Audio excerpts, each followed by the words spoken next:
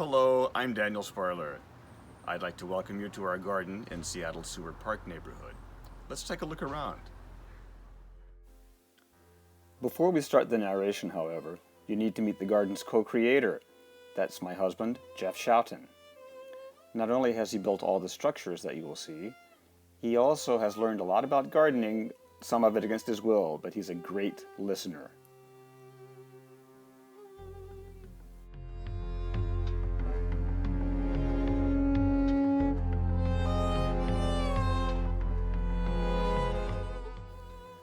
If I had to define the garden in one word only, it would be refuge, as in a place that provides shelter or protection, not only for wildlife and pollinators, but also for the gardeners themselves. Now, if I could add an adjective to that description, it would be exuberant, as in joyously unrestrained and enthusiastic, or unrestrained or elaborate in style. Finally, produced in extreme abundance, as in foliage and vegetation. Those are all definitions from Webster, and they apply to this garden.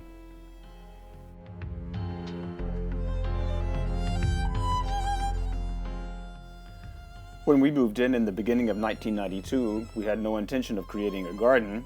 The place was a blank slate, however, and after a scorching hot summer that turned the front lawn into the Gobi Desert, we decided to try to dig a pond the next spring.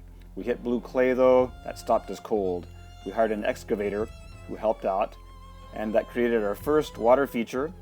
The clay around it we put topsoil on top of and started a perennial garden. It expanded, took up ever more of the lawn, but finally it proved to be too difficult to maintain. We filled it in and built a concrete structure ourselves, designed ourselves, built it ourselves, and that's the one that's in place today. This is nearly 20 years old at this point. It's resisted all kinds of inclement weather, snow, ice, wind.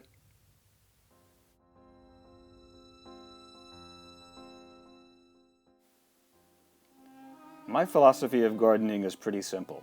A garden should be authentic, which means it should reflect as accurately as possible the values, the experiences, and even the whims of the gardeners.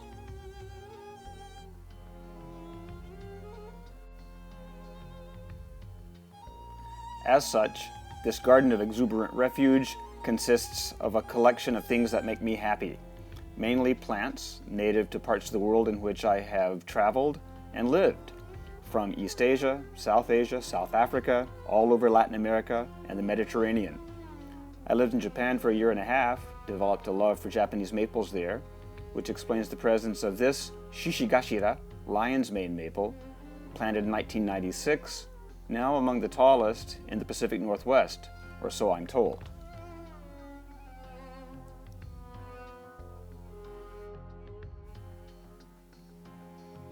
Thus far we've seen the west side of the garden between the front door of the house and the street. Now here on the north side, we see shade lovers such as Dicksonia antarctica, the tree fern, Podophyllum pleanthum, the Chinese mayapple, fuchsias, and other shade and moisture lovers. Coming around to the back of the house, on the east side, a much more open area with lots of sun and dappled shade. Stone paths lead to a gravel garden with the viewing pavilion we built about 14 years ago, framed by a golden Italian cypress, a tall eucalyptus, and a eucryphia in full bloom.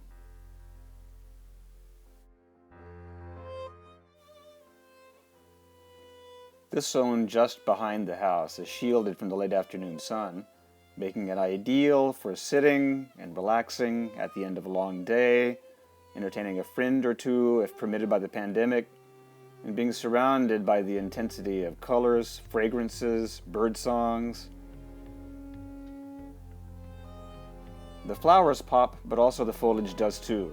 Here we have a blue foliage garden with Antonell's blue melianthus, Amicia zygomeris, the giant Mexican pea, other plants with shades of blue, the blue glass agave towering over a column that is the orienting point of this part of the garden.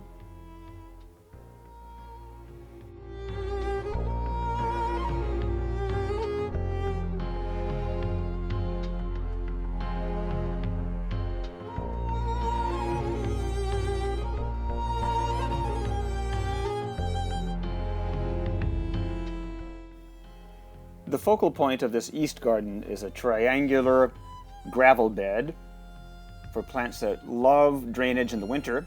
Lots of them from South Africa, such as Watsonia, Acanthocynii from Ethiopia, Diorama, Euchemis, lots of plants from Australia and New Zealand as well, Dianella tasmanica with its metallic blue orbs, a red epiphytic cactus.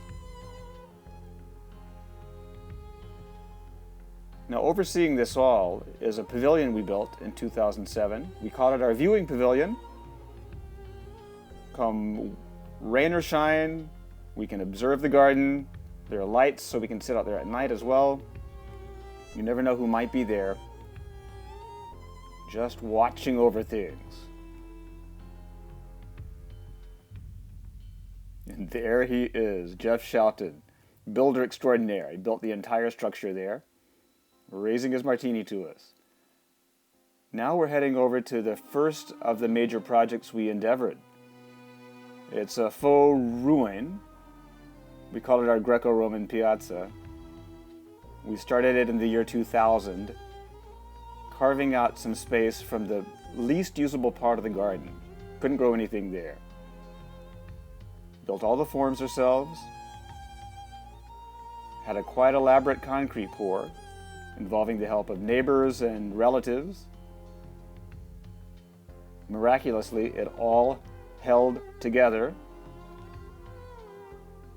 This is now exactly 20 years old.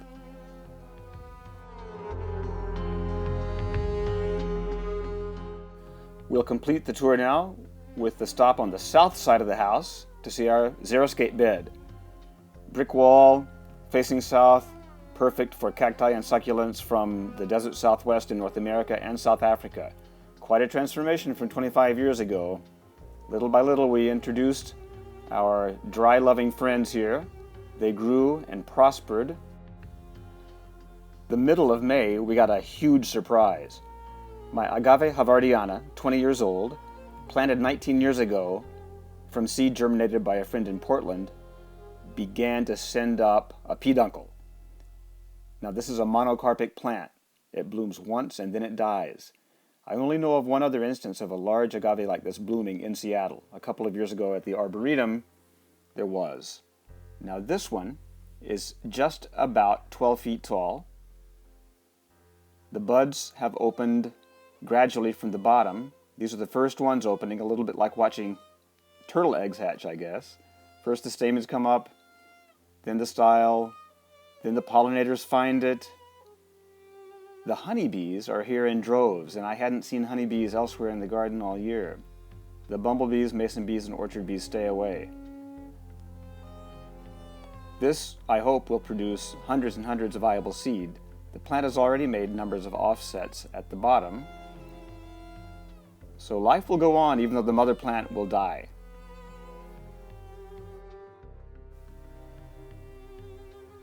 This towering Eucryphia has come into its own this year, covered from top to bottom with large, fragrant white blossoms, a bonanza for our local pollinators. The diversity of the garden ensures that we have something in bloom year-round. That's really an attractive feature for our hummingbirds. We don't use feeders, we give them only the natural essence of the flowers themselves. Here in this garden of exuberant refuge, diversity is the key. An explosion of color against Seattle's gray skies. We're not afraid of intensity.